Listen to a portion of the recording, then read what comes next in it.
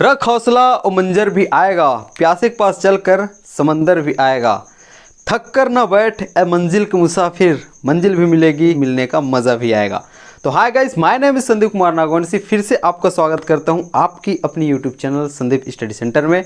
जैसा कि आपको पता है, हमने मैपिंग पे बहुत अच्छे से बात कर ली है, जो कि छत्तीसगढ़ ज्योग्राफी के अंतर्गत है। पहली क्लास वही होनी चाहिए, और जो भी नए हैं वो प्लीज़ मैपिंग पे पहले जाइए और मैपिंग को अपनी अच्छे से तगड़ी कीजिए। उसके बाद हम लोग उसके जनरल इंट्रोडक्शन पे आएंगे। तो आज हम लोग जनरल इंट्रोडक्शन पे बात करेंगे। बिल्कुल पेन कापी उठाइए आदत के अनुसार और फिर एक एक चीज़ नोट करने के प्रयास कीजिए। तो let us start with the topic called general introduction of Chhattisgarh को जो है एक एक करके नोट करते रहना है। फर्स्टली देखेंगे जैसे कि स्थापना। तो छत्तीसगढ़ का जो स्थापना कब हुआ, तो आपको पता है the establishment of Chhattisgarh is on 1 November 2000। It means 1 नवंबर 2000 को छत्तीसगढ़ का निर्माण हुआ है। ये बेसिक सी चीज़ है जो आपको जानना चाहिए। तो अगला है आपका अधिनियम। इसका मतलब यह है कि किस अधिनियम के तहत छत्तीसगढ़ का निर्माण हुआ है। एक चीज़ और बता दूं, छत्तीसगढ़ के निर्माण में किसी भी प्रकार का संशोधन नहीं किया है, किसी भी प्रकार का संविधान संशोधन नहीं किया गया है छत्तीसगढ़ के निर्माण के लिए। इसमें एक अनुच्छेद भी आएगा आगे। हम लोग अधिनियम पे पहले बात करते हैं। तो किस अधिनियम के तहत हुआ है, तो अधिनियम है आपका मध्य प्रदेश राज्य पुनर्गठन अधिनियम। क्या कहा मैंने, इसमें शॉर्ट लिखता हूँ लेकिन मेरी आवाज़ सुनकर आप एक एक चीज़ लिखेंगे। मध्य प्रदेश राज्य पुनर्गठन अधिनियम, ठीक है, अधिनियम 2000 के तहत इसका निर्माण हुआ है। The state of Chhattisgarh was formed under MP state reorganisation act 2000। Perfect. अब आते हैं पंचवर्षीय योजना। आपको पता है इससे पहले पंचवर्षीय योजना चलती आ रही थी, यानी कि 5 साल की होती थी। यानी कि छत्तीसगढ़ का निर्माण जब हुआ तो भारत में कौन सी पंचवर्षीय योजना लागू थी, इसका मतलब यही है। तो भारत में देखेंगे 9वीं पंचवर्षीय योजना लागू थी, जो कि 1997 से 2002 के बीच संचालित हो रही थी। जबकि हमारा निर्माण तो 2000 में हुआ है, तो 1997 से 2002 के बीच संचालित हो रही थी। 2000 इसमें बीच में आ गया है। तो ये किस ड्यूरिंग हुआ है, कौन से दौरान हुआ है, 9वीं पंचवर्षीय योजना के दौरान छत्तीसगढ़ का निर्माण हुआ है। अब आते हैं मातृ राज्य। जैसा कि आपको पता है कि छत्तीसगढ़ जो हमारा राज्य है ये मध्य प्रदेश से अलग होकर बना है, ठीक है। तो मध्य प्रदेश कौन से कहलाएगा, मातृ राज्य, क्योंकि हम लोग पहले कहाँ थे, मध्य प्रदेश में। तो इस प्रकार मातृ राज्य हो जाएगा आपका मध्य प्रदेश। भारत संघ में क्रम, ठीक है, भारत संघ में क्रम, यानी कि जब छत्तीसगढ़ बना तो भारत संघ के कौन से नंबर का राज्य बना है, तो ये रहेगा आपका 26वां राज्य, ठीक है।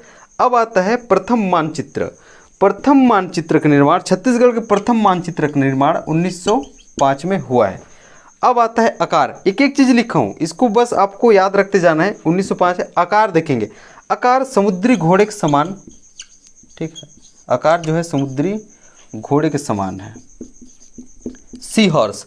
और इसका वैज्ञानिक नाम है हिप्पोकैम्पस, ठीक है, हिप्पोकैम्पस कुडा, इसको लिखेंगे कुडा, हिप्पोकैम्पस कुडा।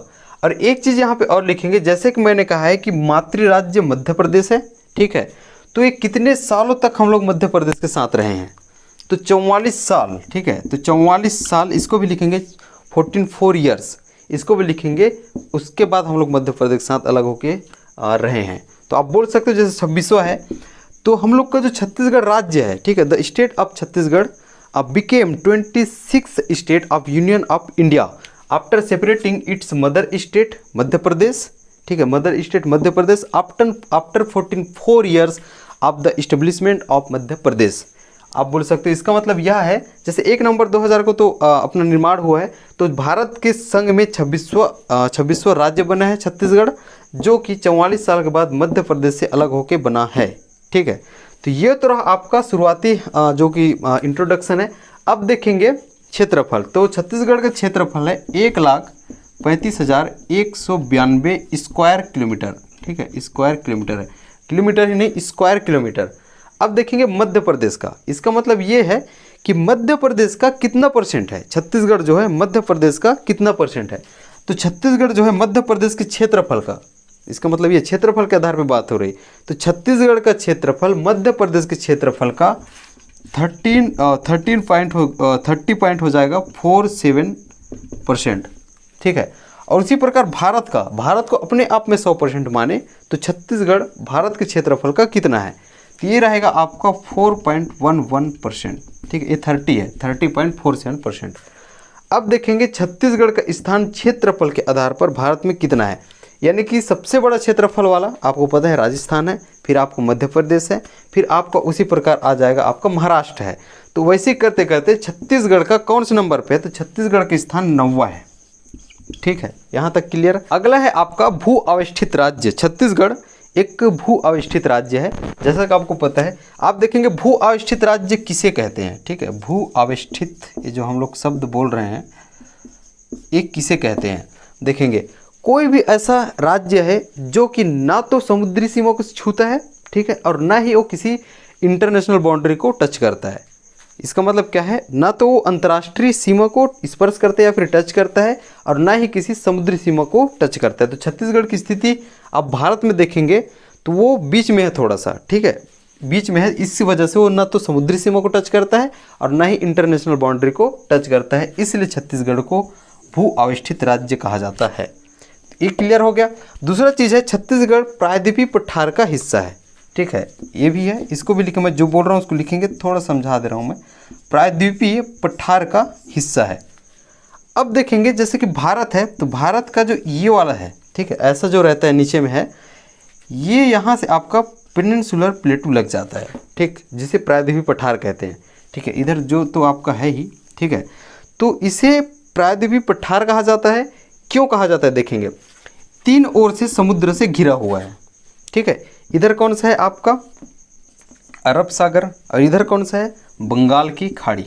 ठीक है, और यहाँ क्या है हिंद महासागर। तो देखेंगे ऐसा भूभाग जो कि 3 ओर से समुद्र से घिरा हो उसे पेनिनसुलर प्लेटू कहा जाता है, प्रायद्वीपीय पठार कहा जाता है। तो छत्तीसगढ़ यहाँ कहीं स्थित है, आपको पता है, तो इसलिए छत्तीसगढ़ प्रायद्वीपीय पठार का हिस्सा है। तो ये तो रहा आपका 2 चीज़ और, तो इसको और वहाँ पे आप एड ऑन करेंगे। ठीक है, राजकीय चिन्ह।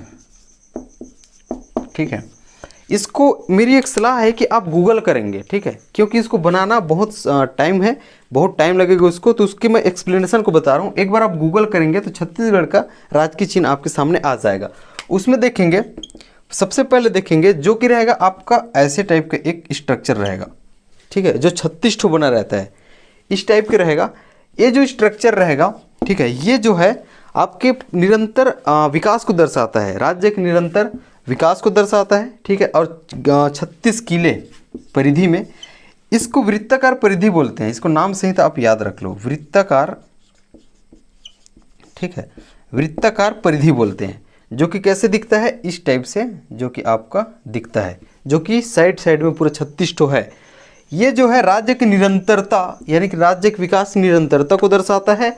और जो है जो उसके वृत्ताकार परिधि में 36 किले यानी कि छत्तीसगढ़ को वो दर्शाता है। तो ये तो रहा पहली चीज़। दूसरी चीज़ उसमें आपको और देखने को मिलेगा, वो है आपका बालियाँ। ठीक है, जो कि धान की बालियाँ होंगी, वो साइड में होंगी। आप बिल्कुल गूगल करेंगे तो बालियाँ, ये देखिए, ये हमारे कृषि प्रधान होने को दर्शाते हैं। ठीक है, ठीक है, छत्तीसगढ़ के कृषि प्रधान होने को दर्शाते हैं धान की बालियाँ, जो कि आपके ऐसे कुछ सामान होंगे, आप वहाँ पे देखेंगे। ये रहा। अब तीसरी चीज़ है विद्युत। ठीक है, विद्युत पे रहेगा, जो कि आपके नीले रंग का रहेगा। ठीक है, ये विद्युत को बोलने का अर्थ यह है, आपको ना कुछ इस तरह से वहाँ पे दिखाई देंगे अगर आप अच्छे से देखेंगे तो। ठीक है, ये अपने विद्युत की संभावना, विद्युत शक्ति की संभावना, विद्युत ऊर्जा की संभावना को दर्शाती हैं। कौन सा है, नीले रंग का, ये नीले रंग का होगा। ठीक है, इसमें भी कलर है। ये कौन से रंग का होगा, इसको मैंने कहा है आपका, ये हरे रंग का होगा। ठीक है, ये हरे रंग का होगा, और जो आपका विद्युत वाला नीले रंग का होगा, और वहीं पे जो बालियाँ हैं ये सुनहरा रंग का होगा। ठीक, सुनहरा रंग का होगा। ये चिन्ह के बारे में है। अब इसके आगे देखते हैं, तो इसमें एक चीज़ और है, 3 लहराती रेखाएं मिलेगी आपको। ठीक है, 3 लहराती रेखाएं मिलेंगी, जो कि जल की समृद्ध संसाधन होने को प्रदर्शित करती हैं। और ये तिरंगे के रंग में होती हैं। ये कौन से रंग में होती है, तिरंगे के रंग में होती है, जो कि राष्ट्र के प्रति एकजुटता को यह दर्शाती हैं। यहाँ तक क्लियर है। अब देखेंगे राजकीय चिन्ह तो आपको खत्म हो गया। इसको अपनाया कब गया, इसकी तिथि आप याद रख लेंगे, ये आपका 4 सितंबर 2001। ठीक है, तो 4 सितंबर 2001 को इसे अपनाया गया था। तो ये तो रहा आपका राजकीय चिन्ह के बारे में। अब इसके आगे चलते हैं जो कि राजकीय पशु एवं राजकीय पक्षी के बारे में देखते हैं। ठीक है, राजकीय पक्षी हो गया आपका और फिर ये हो गया आपको पशु, राजकीय पशु के बारे में। पक्षी देखेंगे, ये दोनों की स्वीकृति उसमें मैंने कहा है उसको कब स्वीकारा गया था, जिससे पहले हमने पढ़े हैं जो चिन्ह वाला है 4 सितंबर, लेकिन ये भी 4 ही है, याद रखेंगे। लेकिन ये 4 जुलाई है, 4 जुलाई 2001 को है। ये भी सेम है आपका 4 जुलाई 2001। ठीक है, इसको आप लिखेंगे। तो 4 जुलाई 2001 को राजकीय जो पक्षी है इसको भी अपनाया गया है और जो पशु है इसको भी 4 जुलाई 2001 को अपनाया गया है। अब देखेंगे इनके वैज्ञानिक का नाम, जो राजकीय पक्षी है इसके वैज्ञानिक का नाम है आपका ग्रेकुला। ठीक है, ग्रेकुला रिलीजियोसा। ठीक, रिलीजियोसा, अब इसको लिखेंगे ग्रेकुला रिलीजियोसा पेनिनसुलेरिस। ठीक है, पेनिनसुलेरिस। ठीक, तो ग्रेकुला रिलीजियोसा पेनिनसुलेरिस किसका वैज्ञानिक का नाम है, राजकीय पक्षी, जो कि 4 जुलाई 2001 को अपनाया गया है। और इस प्रकार जो राजकीय पक्षी है वो पहाड़ी मैना है। ठीक, पहली चीज़ तो बताने ही भूल गया था, ये पहाड़ी मैना है, एक्सप्लेनेशन पर डायरेक्ट चला गया था। तो राजकीय पक्षी है पहाड़ी मैना।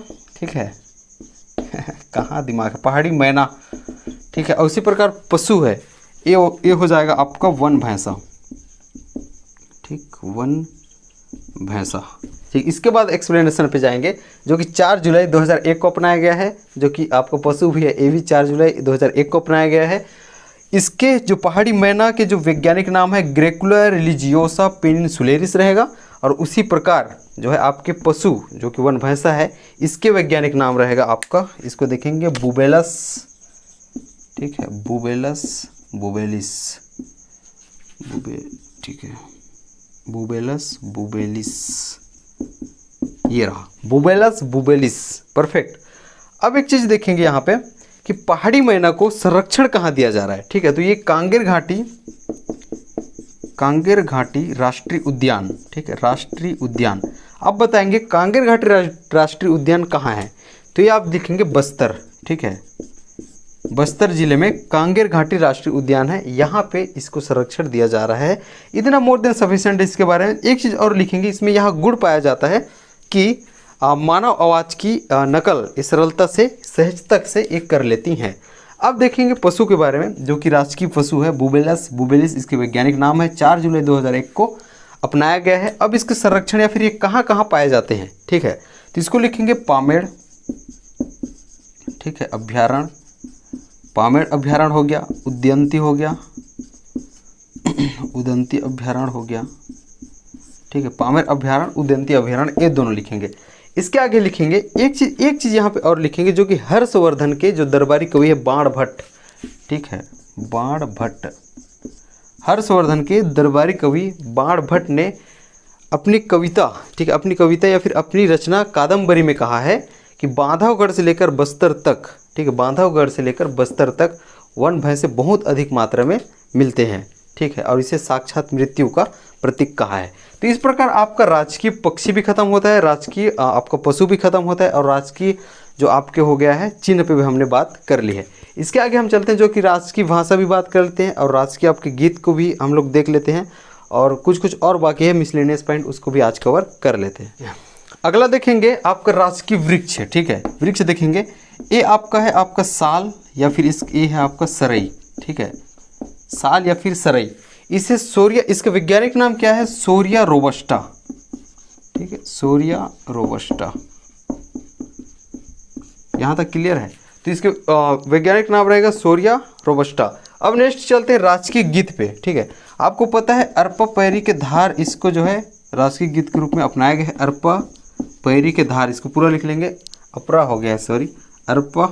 ठीक है, अरपा पैरी के धार, इसके रचयिता नरेंद्र देव वर्मन है, आपको पता ही है, नरेंद्र देव वर्मन। ठीक है, वर्मन, इसको पूरा लिखेंगे। तो वृक्ष के बारे में देखेंगे साल, सरई, ठीक है, जिसको सोरिया रोबस्टा कहा जाता है। और आप देखेंगे राजकीय जो गीत है अरपा पैरी। ठीक है, अरपा पैरी के धार जो कि नरेंद्र देव वर्मन, इसके राजकीय भाषा में देखेंगे छत्तीसगढ़ी। ठीक है, छत्तीसगढ़ी है। और 28 नवंबर को आपको पता ही है राजभाषा दिवस मनाया जाता है। इसको पूरा लिख लेंगे, राजभाषा दिवस मनाया जाता है। तो ये तो रहा आपका जनरल इंट्रोडक्शन के बारे में। आपको पता ही है छत्तीसगढ़ की जब हम लोग ज्योग्राफी पढ़ते हैं तो सामान्य परिचय के बाद आपका जो रहता है वो स्थिति एवं विस्तार का रहता है। उसके बाद फिर आपका चट्टानों पे बात होती है। तो यहाँ ख़त्म होता है जो कि आपका पहला टॉपिक था। इसके आगे हम इसके स्थिति एवं विस्तार पे चलेंगे। तब तक के लिए वीडियो पे बने रहेंगे। वीडियो अच्छी लगे तो लाइक करेंगे, सब्सक्राइब करेंगे, शेयर करेंगे। मिलते हैं अगले वीडियो में, तब तक के लिए मुझे दीजिए इजाज़त। बहुत बहुत धन्यवाद।